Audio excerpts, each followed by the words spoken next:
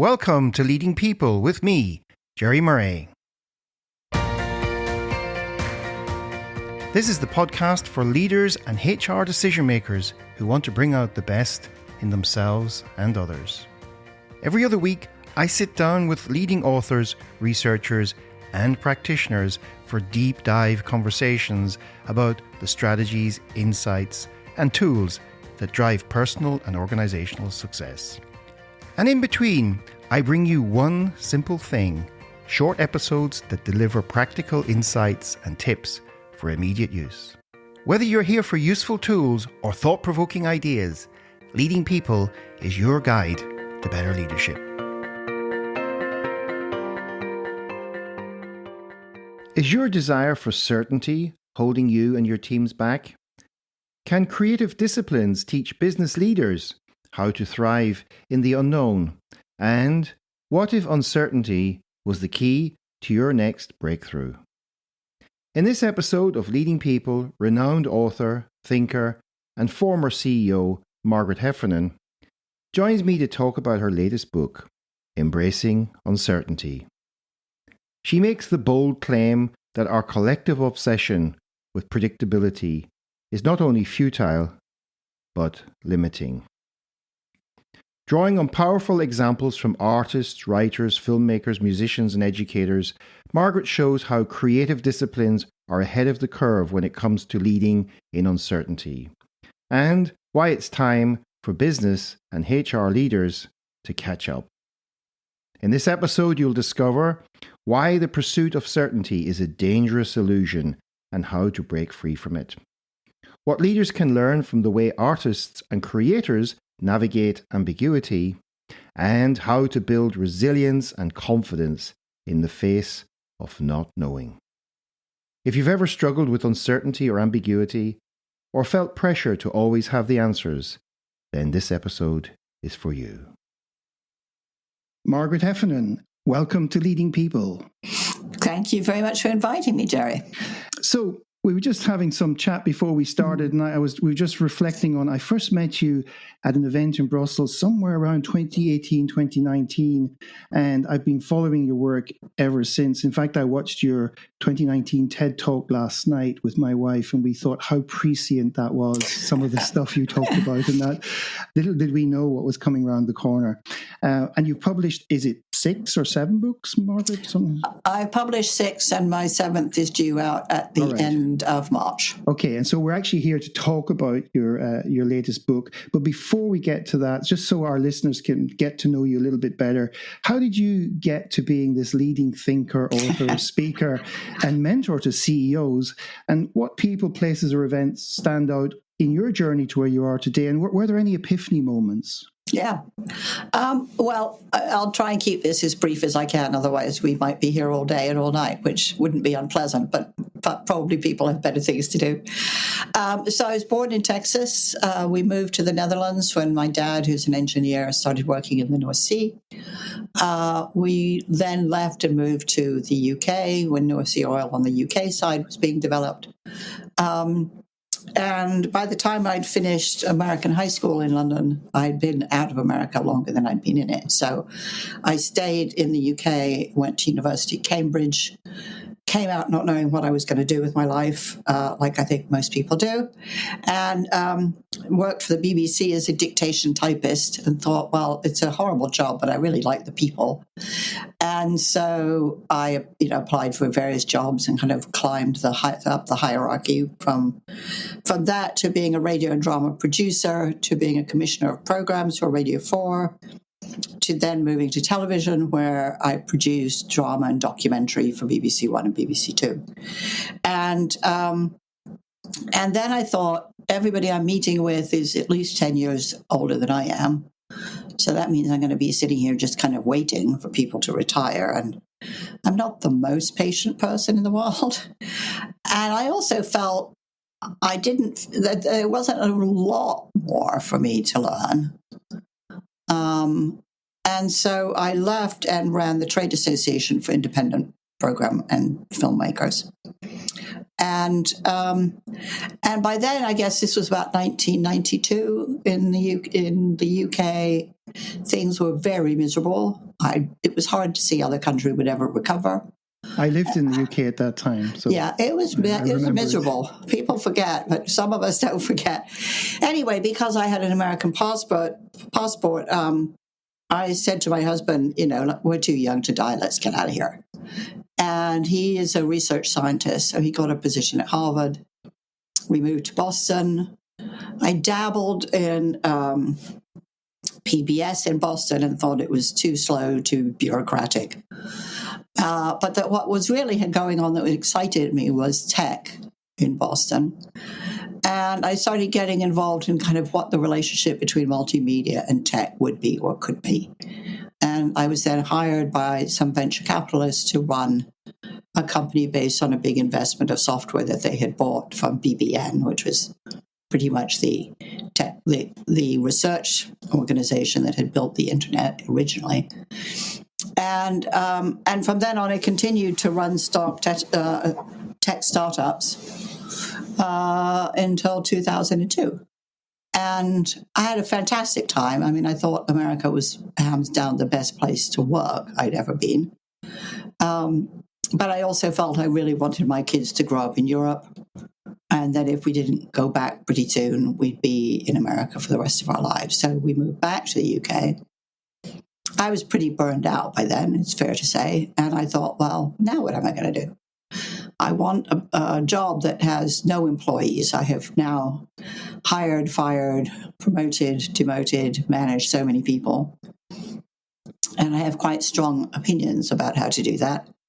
So I pitched and wrote an article for Fast Company magazine about the fact that in all the time I worked in tech, I met only one other female CEO.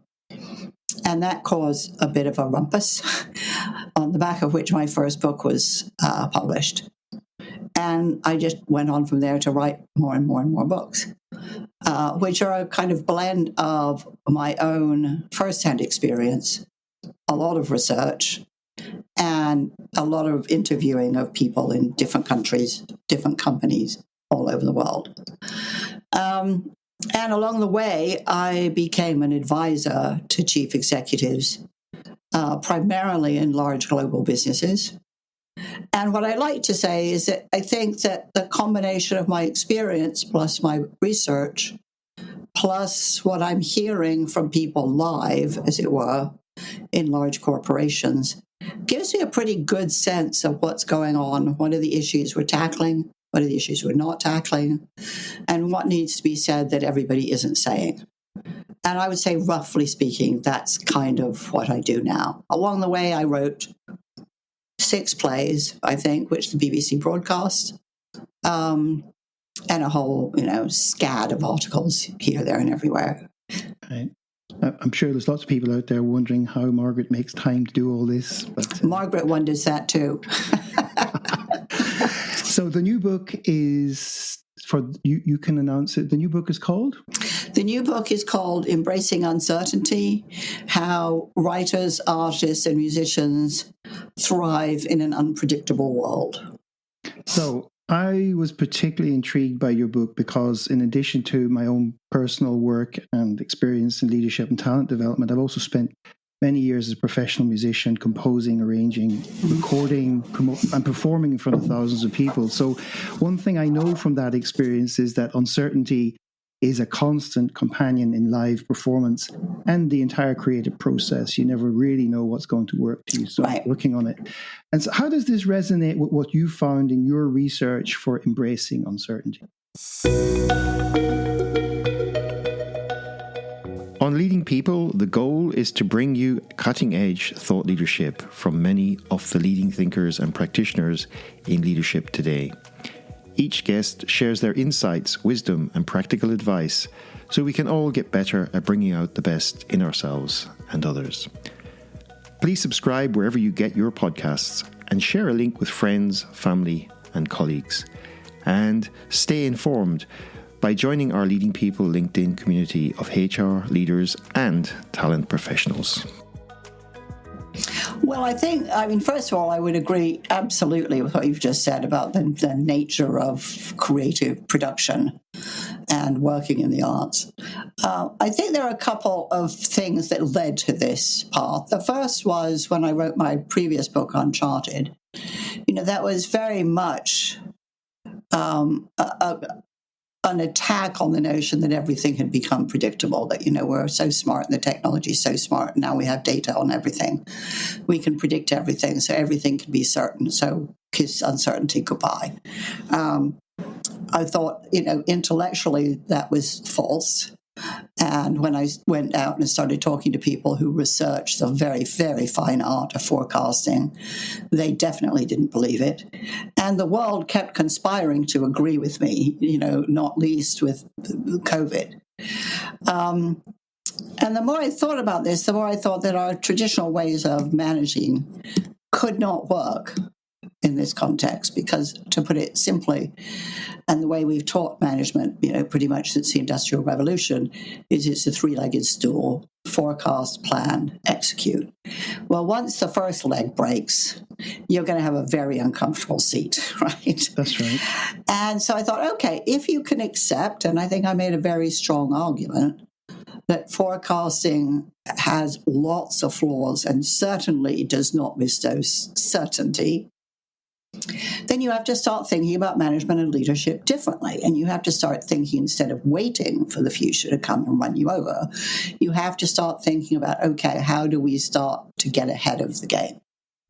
And that means that the whole notion of innovation just races to the top of the leadership agenda in my book. Yeah. And if that's the case, then how well suited are our organizations or our leaders for that new way of dealing with uncertainty? And what I found and continue to find all around me is they are very, very, very poorly equipped to do so. We are still hanging on to the notion that forecasts can be reliable. We still imagine that we can plan 3-5 years ahead. And in many, many areas, we're still extremely poor at innovating or innovation as a continuous process within any kind of organization. Mm-hmm. And I launched this argument in Uncharted. Interestingly, the American editor of my book suggested we dump that chapter, which I thought was kind of hilarious. But the more I thought about it and the more time I spent with companies, the more I thought, this is becoming a very, very serious problem. And the chief executive know it. And what they're telling me over and over and over again is that they're hiring really great, very well-educated, highly credentialed people. They turn to them for creative ideas, and they can't find them.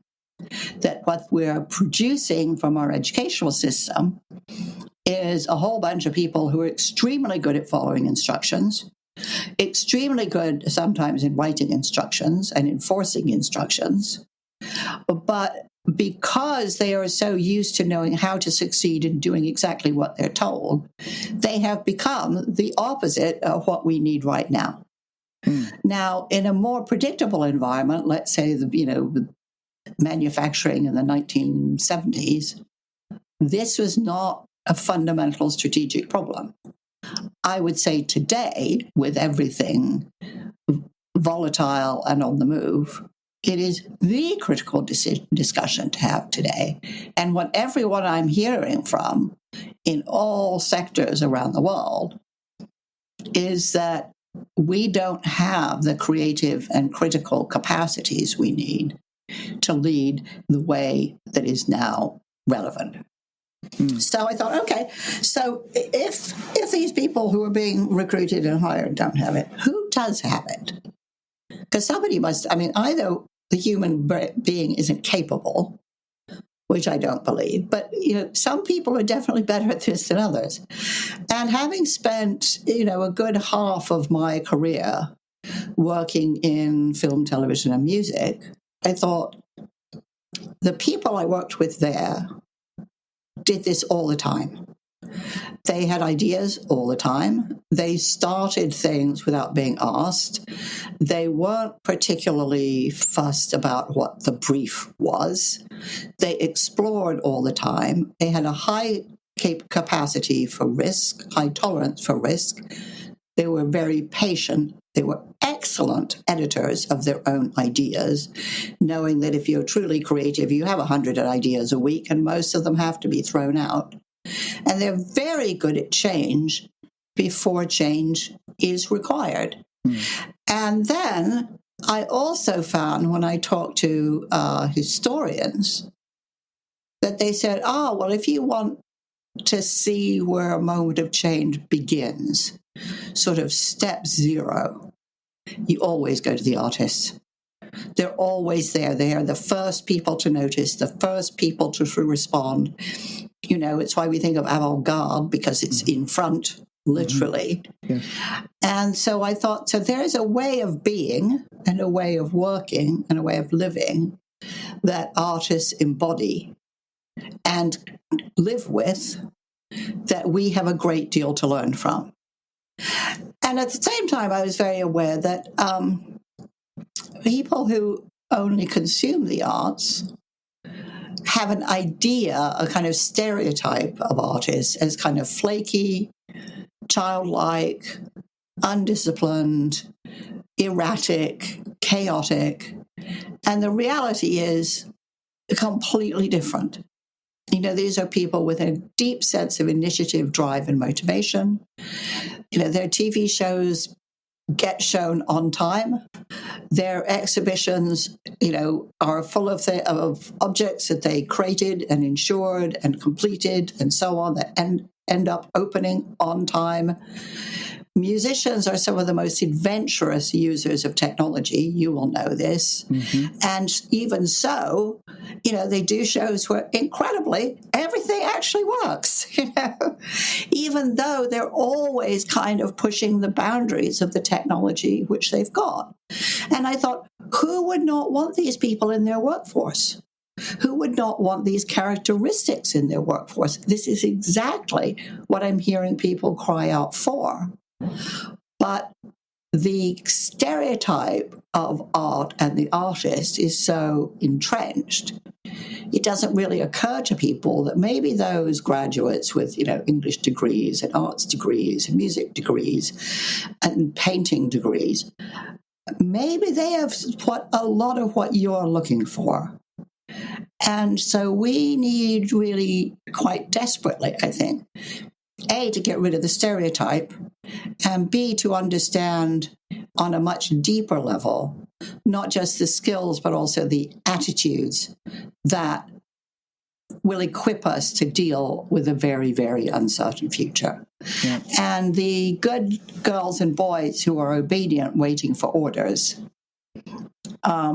we're going to have to change their education system so that they have a broader range of capacities than they are currently graduating with. Yeah, and I hear echoes of the late Ken Robinson coming through. In sort of he was trying to convince people that they needed to start to embrace the arts in a different way. My own personal experience of this is, everything you say resonates. During COVID, some of my friends who make a living out of music became so creative and inventive about. They were doing the PayPal jar, for example, which was literally, you can't put money in my thing, but you can put money in my PayPal. Like every little thing. They became live performers. They were doing concerts for free over the internet. They were doing whatever it took. But the degree of ingenuity they had just to be able to survive was impressive. I mean, and they were creating on speed at that stage because they were literally doing stuff. And then if we juxtapose that with, just to mention, the Taylor Swifts of this world, who have shown also how you can, I mean, in some ways, her success is an example of how a young woman goes out there, takes her craft and pushes it to the boundaries, and of course becomes phenomenally wealthy as a result, right? Right. So, yeah. It also, there's so many things echoing there. Carol Dweck's work on fixed mindset Yes, with a growth absolutely. mindset. I mean, waiting for orders is, I don't want to get it wrong, and that type of thing. So, and I see this very early, sometimes in my MBA students, which is they'll say, well, how many words does the essay have to have? And do you want it single-spaced or double-spaced? And do you want me to indent paragraphs? And does that include footnotes? And how many references do you want? And all this sort of stuff. And increasingly, with the assignments that I hand out, I just say, I don't care. I want it to be excellent. But it needs to be your concept of excellence. I want you to take an idea and develop it. And I'm as interested in how you do it as in what you do. And of course, for some people, this is just totally ambiguous and they're frozen and paralyzed. And for some, I mean, the look on their faces, they're so happy. It's like, at last, here I am, in the master's program, and I'm being treated like an adult. And I have some freedom at long last. Yeah, go do it and show us what you can do. Yeah, show me what you're made of. Yeah, my kids go to a secondary school where they basically just tell them in their last 2 years they have a project to do. Mm-hmm. Fantastic. That's it. And at the beginning they struggle because they go, well, couldn't you give us like 3 or 4 subjects or topics? And they say, no, go do something that interests you. Maybe it's something you want to study afterwards. Maybe you're going to find that you want to study it. Maybe you're going to find you don't want to study it. And basically it's this notion of the discipline. You're bringing all subjects together and they do the most amazing things. It's unbelievable. They struggle. It really stretches them. But you see these young people emerge in their graduation when they're coming up to 18 years old. They're like flowers have bloomed, they just blossom. Yeah. And you just see this emergence of that person who's now ready for adulthood. They just go through something. So, but let's get down to so artists seem to be able to embrace uncertainty as part of their day-to-day creative process. So what can leaders and organizations start to learn from this, apart from employing lots of them perhaps, but what can they start to learn? What have you gleaned from your conversations? Are there some important principles or things that you could say you could transpose this into an organization and it'll work because it works for these artists? It would work for you. Yeah. Well, I think there are a couple of things I'd say. The first is I think all organizations need to take a good hard look at their performance management system. Because if there's a big culprit beyond education, I think it's there. This very elaborate bureaucracy that most companies have developed, which is a job description and KPIs and targets and all of this really heavy lifting bureaucracy, that wasn't intended to, but it fundamentally stifles creative thinking. People are so busy hitting these targets and measuring their KPIs or working around them that it leaves very little time for any creative thinking whatsoever. So I think of this a little bit as a game of Jenga, which is how much of this stuff can you throw out? Because for one thing, it's super costly to craft all of these things, with pages and pages and pages of detail, and then monitor it all, and then, estimate its worth. I would think, how much of it can you get rid of? I think you then need to think about innovation as a constant process, not just something that's inside an R&D department. I think that has to be part of the annual budget or whatever the budget cycle is. And I look at some companies that do this very well. So most of them, what they'll do is they'll do a forecast with a certain, with all the caveats required, and then they'll say, okay, so if we're estimating a profit of X, we will take 15% of that and put that towards new initiatives, and that money and those resources will be devoted to people who come up with ideas of what we need to be doing to secure our longer term future. I would then look at some of the very good processes that companies like W.L. Gore have, which make it really simple to pitch new ideas. They have a really beautiful heuristic, which is if you've got an idea, you need to be able to answer 3 questions, which is, first of all, is it real? Do you have some evidence that it could work? Secondly, does it matter? Is the market for this thing important enough financially? And the third is, can we win? In other words, are there such huge barriers to entry that we have no chance? Or is it very disaggregated or untapped, in which case, let's go, right? And what I love about the way that Gore does this is that those are 3 rules that are super easy to remember. This is not a 57-page application form, right? And everybody kind of carries it in their head. So when they have an idea, they can quickly run through and say, yeah, it's a great idea. It probably would work. We probably could do it. But after we've done it, we've made 10 and sixpence. So it's a kind of cool idea, but it's just not worth the effort, right? On the other hand, you can go through it and say, hey, actually, this is a really disaggregated market. We really can make a huge improvement. And there's a lot of money in this market. Well, let's go for it. And you've given them simple criteria against, as you say, you haven't stacked it with 25 variables or anything. You just said these 3.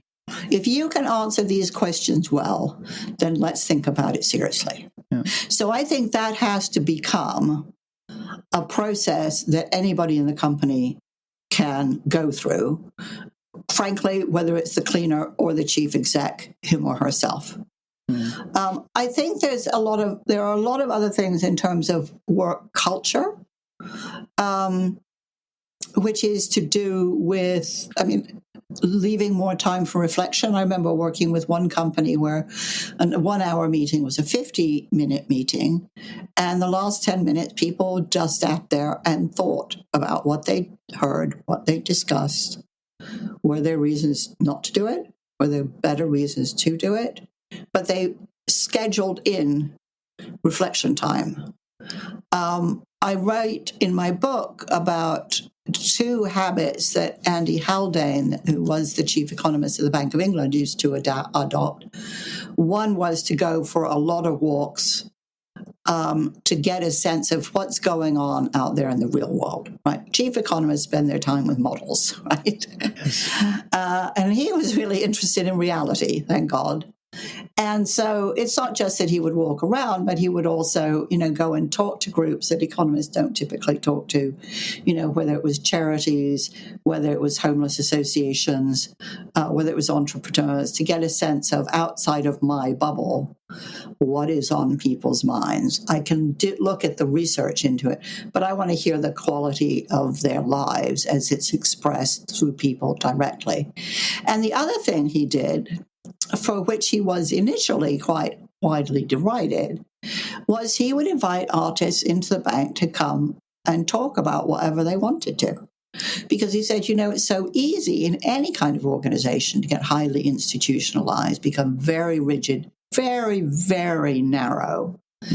And these were people who just, allowed everybody to lift their heads up and think more broadly and have very different kinds of conversations. I'm also seeing companies that are using the arts specifically to enable different kinds of conversations, higher levels of collaboration,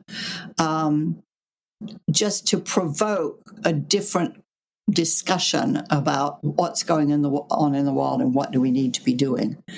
I remember taking a whole bunch of CEOs. This was not my idea, I have to say, who were on a sort of 2-day executive away day, and they kicked that off in a museum in Texas where there was an exhibition of Jackson Pollock's black painting.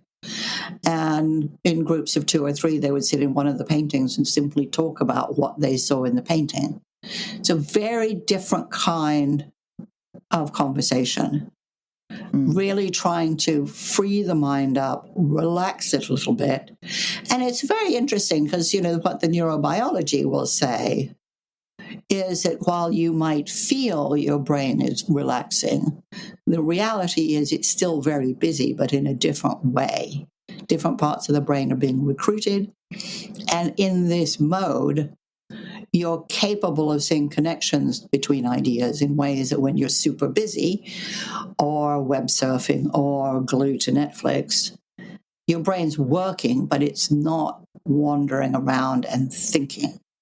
That's right. So we need to have a big rethink about what's the valuable work, what's the necessary work, and how do we get those into a better kind of proportion.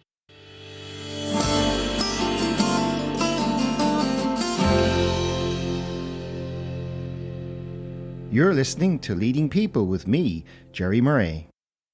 My guest this week is renowned thinker and author Margaret Heffernan, whose TED Talks have garnered millions of views.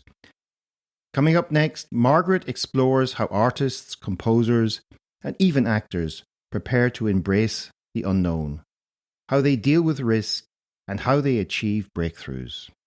You'll hear why she believes the creative world offers the most useful models for future-ready leadership, and what you can do to start learning from them today. And it seems that we can also learn a lot from chickens. So let's get back to our conversation. So there's a huge amount in there, Margaret. Yeah, I guess that just means, ladies and gentlemen, you're just going to have to buy the book to get the rest of it. But there's one thing you talked about which artists are really good at tolerating. And if I can just reflect back a little bit what you just talked about there, you used W. L. Gore, right? Well, Tom Peters wrote about that in Search of Excellence, if I'm not mistaken. So that company's been doing this stuff for donkeys. A long time. And, I've also hung out with people, and, we've got the big AI stuff. Maybe we'll come to a bit of technology in a few minutes and that. And there's this whole view that this is just going to sweep the world and that. But I worked in finance for a while, and financial people can be very cautious, and you talk about this way in which artists embrace risk. So it strikes me sometimes that it's not an understanding of what needs or could be done. It's this inability to take the risk that because a lot of CEOs are saying, well, if it goes horribly wrong, then I'm dead meat, right? Which of course is fixed mindset again. It's like it has to be right or can. So what could you say to people out there who are saying, it's just too risky? I get it, but it's just too risky.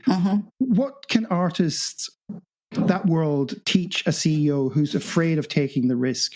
Well, I think what I would say is there's an asymmetry of visibility, right, which is kind of a horrible phrase. But by which I mean, you can see the risk of doing something. You can't see the risk of not doing something.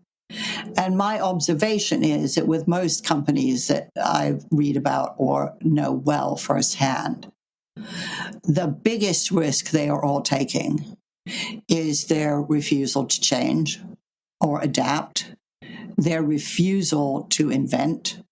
I think this is hands down the most dangerous thing they could possibly do. But because they're used to it, it doesn't feel dangerous. Yes.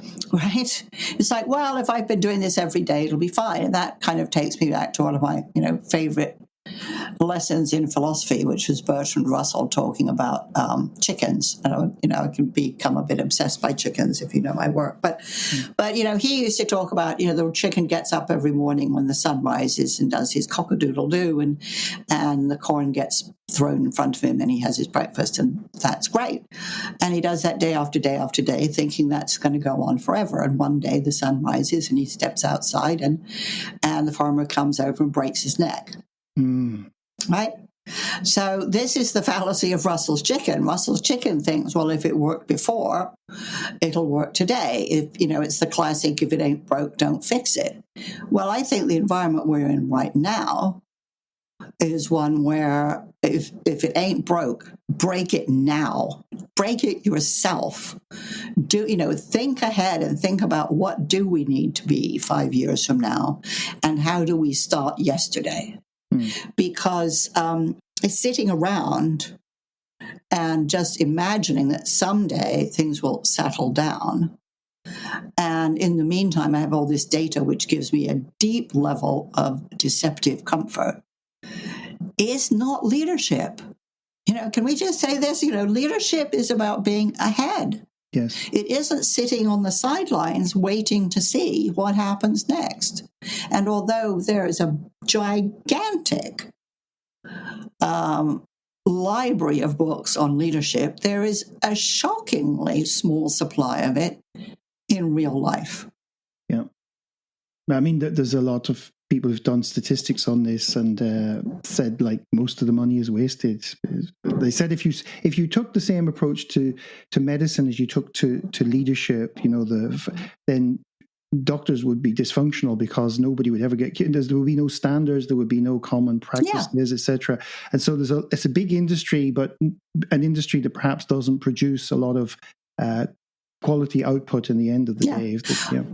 And we're surrounded by incrementalism, which is, okay, we manufacture a chocolate biscuit. Let's make one a bit smaller. Let's make one with white chocolate. Let's make one with darker chocolate. Let's make one that's square. And they call this innovation, but it isn't. And it's not thinking much more deeply about, well, what could be possible. The other thing I'd say is, I think it's quite interesting, this notion that people have, which is, the arts are very soft and squishy, and science is very kind of hardcore and real. Scientists definitely don't recognize that in the slightest. And one of the things that was kind of interesting for me, especially as I'm married to a scientist, talking to scientists so much about actually how creative that your thinking has to be to make any kind of breakthrough. And that actually, and Carlo Rovelli writes about this absolutely brilliantly. He says, artists are drawn to uncertainty because that's where the breakthroughs occur. If you cling to certainty, you're never going to discover anything. Right? So you have to move towards the unknown with the creative confidence that you can find something. Yes. But if you just hunker down with certainty, all you're going to do is repeat yourself. And that's what a large number of organizations do. It's also the case that, we're fixated on efficiency and have been ever since the Industrial Revolution. And if you want to be really efficient, then what you take is a process you already know, and you just tighten it up a bit. A bit less money, a bit less time, a bit fewer resources, it becomes more efficient. It's fantastic if you're just repeating something. But it's exactly the wrong mindset for something new. Innovation is not efficient. There's a huge amount of waste of time, of ideas. But actually, if you try to apply efficiency to innovation, you guarantee failure. Because, after about 2 failed ideas, everybody's going to jump to the sure thing. Well, guess what? The sure thing is an old thing in new clothes. Yeah. I mean, it's your TED talk in 2019 really brings that out very strongly. I have a friend who's a professor at the KUL, the university here in Leuven, and he's a professor of customer experience, and he's banging on constantly about how over efficiency or over-engineered the customer service experience has become, to the point where customers are just totally frustrated by the lack of customer experience they're getting. And he's very vocal. He was on this program, I think, a year or two ago as well, talking about this. But it's true. And you reminded me when you were talking about the different colors of chocolate and making them smaller. I had a professor when I was at Manchester Business School, and he used to talk about fiddling at the margin. And he said, don't, like, anybody can fiddle at the margin and say, but we were doing advanced market strategies. So we were looking at what was called the PIMS database and all that stuff in those days. And it was like, he was saying, no, you have to really go way beyond that. You have to really look for something new. You have to be prepared to explore and to really try and find those things. Otherwise, you are just fiddling at the margins. Yeah, and eventually that will kill you because it's not interesting enough. It's not interesting enough to consumers. And to go back to your example of customer service, customers learn to hate companies. with poor customer service. You know, it's super fast, it's super cheap, it's run by bots, you can't talk to a human, the data probably looks great. What's not being measured is the degree to which people hate your business now. It's a bit like what you were saying earlier about the things you don't do. You don't know what you're not knowing about what you're not doing. You don't know about all those people who aren't coming back. Right. There used to be, I wrote my master's thesis on customer service and the importance of people to that. And there used to be an organization at the time called TARP. And they used to look at not just the amount of people who were unhappy with your service, but who came back if you solved their problem. And the statistics were mind-blowing. They somebody could be really pissed off with you, but if you treated them and with respect and listened to them and did something to try and help them, they became loyal customers. Not only that, they became advocates. And they promoted you by saying, actually, you know what, they got it wrong a few times, but actually they sorted it for me and I was pretty happy. Yeah, you can turn complainers into evangelists for you. So you speak a lot about innovation. I'm just looking at my notes here and I'm looking at the time and I'm thinking, you know, I suppose something that might be on the listener's mind out there is when they think of innovation, they think of technology. And, you know, we've got a lot of that stuff going on at the moment. And you've written a lot about, I think, this idea that technology should be in service of people and not the other way around. What would you say about the, is there an increasing risk of leaders losing their ability to think creatively and deal with uncertainty because they think technology is going to do it for them? Like ChatGPT is going to jump up in the morning and answer all their questions, for example. So what are your thoughts on that? Because the last time, as I said, 2019, you were doing the TED thing and you were already seeing things that have started to come to. What are you seeing today now? In the last 2 years, it's accelerated quite a bit because now it wasn't that AI wasn't there. It's just that AI became more accessible to the ordinary person through an app, for example. So what are you seeing now and what leaders need to be wary of? I'm certainly seeing a classic hype cycle coming out of Silicon Valley, which is it's not new, but it's much more vicious and aggressive now than it's ever been before. I'm seeing a lot of senior executives not really understanding what AI is, how it works, what it can do, what it can't do. I'm seeing an under-coverage of its costs, both environmental and financial, and certainly in terms of capital investment. And as a consequence, I'm seeing kind of chaos. Like, we've got to do AI, we don't really know what it is, don't really know where it is or when it is, but we have to do something. And not very clear strategic thinking. I'm seeing very little in terms of understanding where does it genuinely add value and not. And I think the most interesting thing I saw recently was an analysis, and I think, to be fair to him, it was a sort of slightly back-of-the-envelope analysis by Paul Krugman about, when the dust has settled, what will the contribution of AI be to the economy? And his back-of-the-envelope calculation was approximately 1% of GDP. Now, why is it so low? Well, one reason it's so low is because of how much value it's going to destroy. So that should give everybody some pause in terms of thinking, okay, is this what we want to do? And if we do want to do it, how do we reduce the cost of it?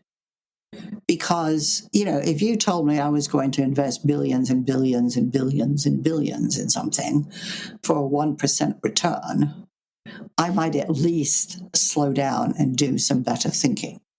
Yeah. There is I suppose, but you lived through this echoes of the .com. Yes, I've been there. Yes.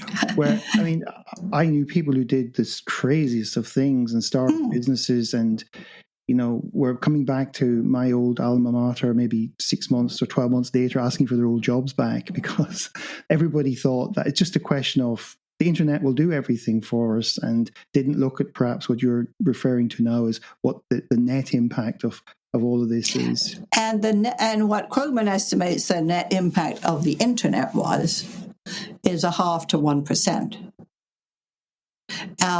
AI, it may well be less than that because AI is formidably more expensive. Mm-hmm. And so, the people who made out like bandits, so to speak, in the internet transition were the people building the infrastructure, so the telcos. Yeah. Certainly the data center people are going to do very well, as are the energy companies. But this is always painted as though it's free money. That we're going to have AI and it's all going to be fabulous, and there's going to be tons of money rolling around. There's going to be tons of debt rolling around. Yes. And yes, some companies will do very well. Many will be destroyed.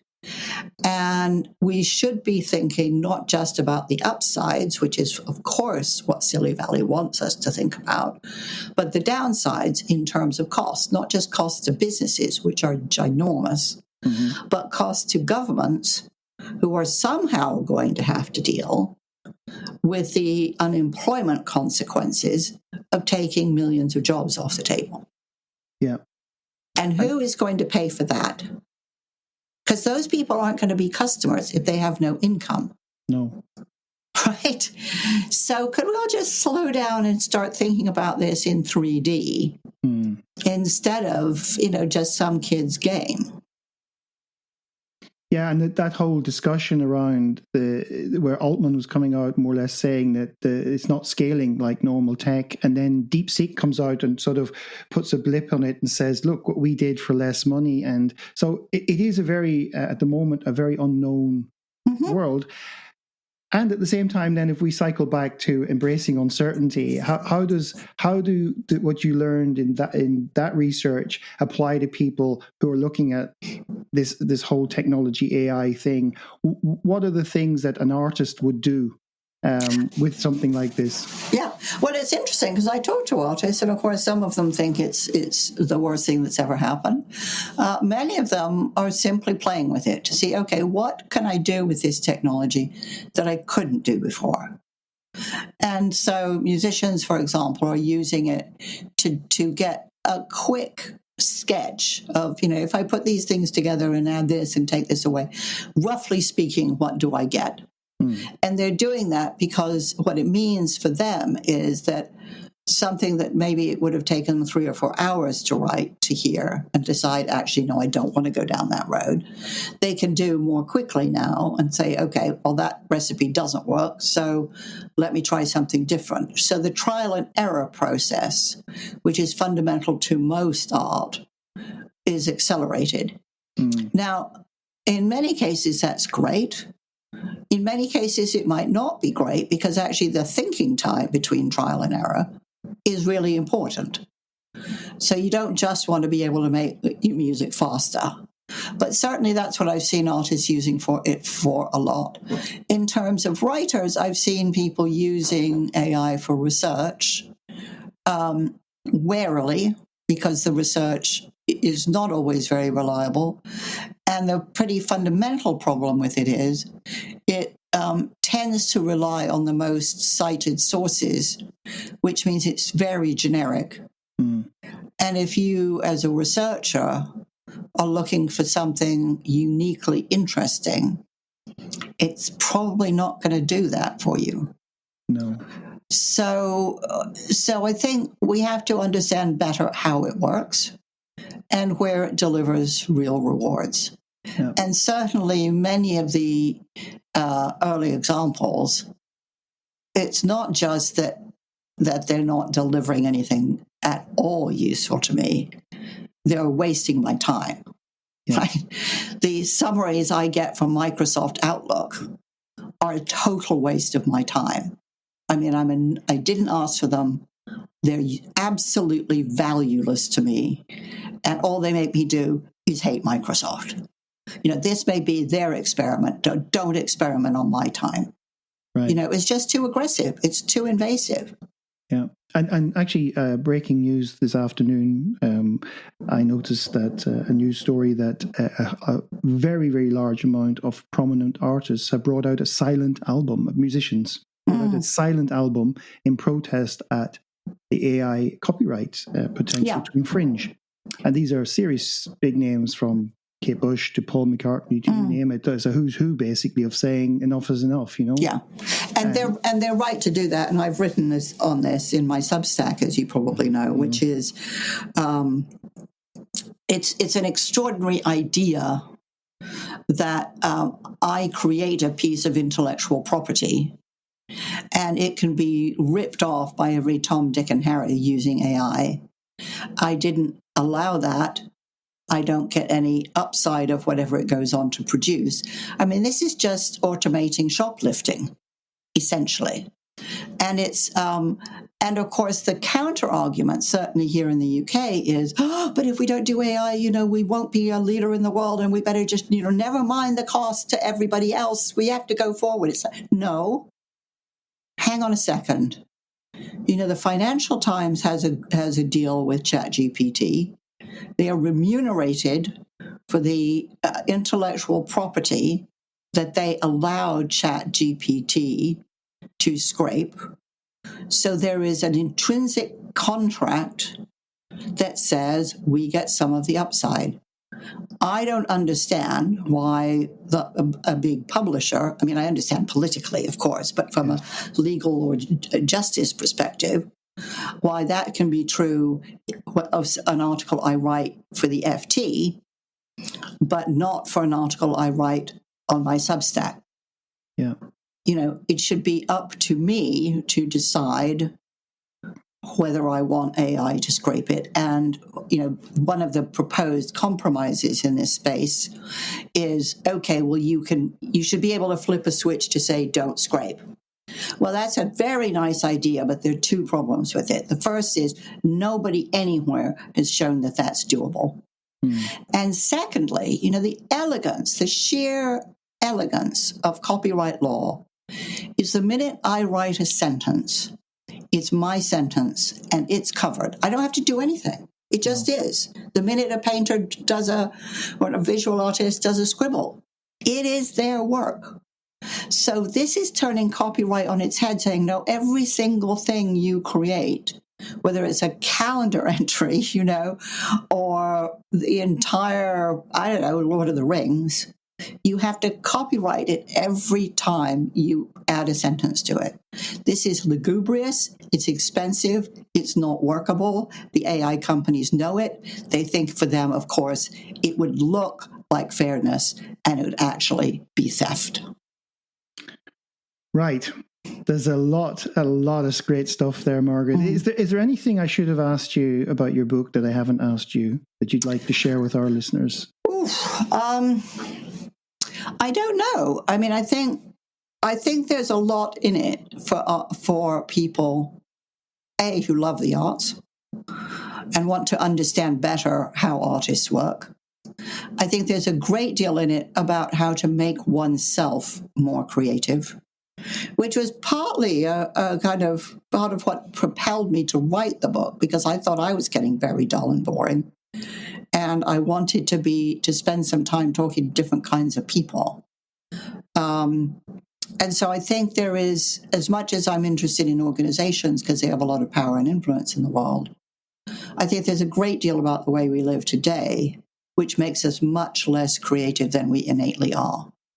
And I guess in this context, the thing I'm thinking about is, we've become very addicted to the promise of certainty.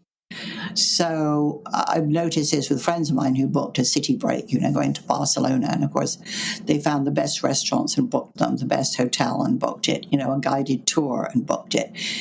Before they got on the plane, the whole thing was scheduled and planned. And I looked at that and thought, I don't even know why you need to go now. You allow nothing serendipitous, accidental to happen.